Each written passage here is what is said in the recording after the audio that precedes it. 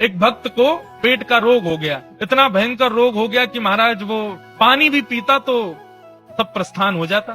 लेकिन उस भक्त का नियम था, वो जगन्नाथ भगवान के दिन में 8 बार दर्शन करता था, लेकिन पेट के रोग की वजह से मंदिर ही नहीं जा पा रहा था। समुद्र के किनारे विलाप कर रहा था, भयंकर रोग हो गया था, मलमूत्र में सना हुआ पड़ा था। तभी जगन्नाथ भगवान प्रकट हो गए और प्रकट होकर के उसके अंग पर लगे हुए मलमूत्र को ठाकुर जी अपने हाथ से पोंछने लगे। भक्त ने जब देखा, भक्त ने हाथ पकड़ लिया, बोले ठाकुर जी आप क्या कर रहे हो? बोले तुम्हारा शरीर मलमूत्र में सन गया है, उसको साफ कर रहे हैं। ऐसा मत कीजिए नाथ, आप भगवान हैं, आप परम पवित्र हैं, मेरे तन के मलमूत्र को आप साफ क्यों कर रहे हैं? बोले क्यों, भक्त मेरी सेवा करता है तो मैं भी भक्त की सेवा कर सकता हूँ। आपकी बात ठीक है, तो फिर एक काम करो ना, मेरा रोग ही दूर कर दो। जब आप इतने ही सामर्थ्यवान हो तो मेरा रोग दूर कर दो, मेरे मलमूत्र को साफ क्यों कर रहे हो? मुझे ठीक कर दीजिए, स्वस्थ कर दीजिए। भगवान बोले स्वस्थ नहीं करूंगा। भक्त ने पूछा क्यों?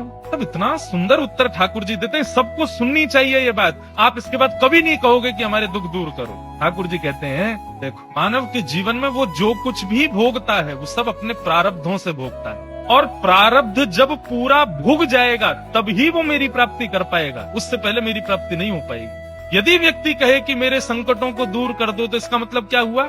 उसके प्रारब्ध से जो उसको भोगना था वो नहीं भोगा, और यदि वो नहीं भोगेगा तो मेरी प्राप्ति नहीं हो पाएगी। भगवान कहते हैं अभी यदि मैंने तुम्हारा रोग ठीक कर दिया तो प्रारब्ध तुम्हारा इकट्ठा रहेगा, आज नहीं तो कल, कल नहीं तो अगले जन्म में भोगने के लिए तुमको आना पड़ेगा। क्योंकि ये तो संसार का नियम है, जब तक हमारे पाप पुण्य दोनों हम भोग नहीं लेंगे तब तक हमको वैकुंठ नहीं मिलेगा।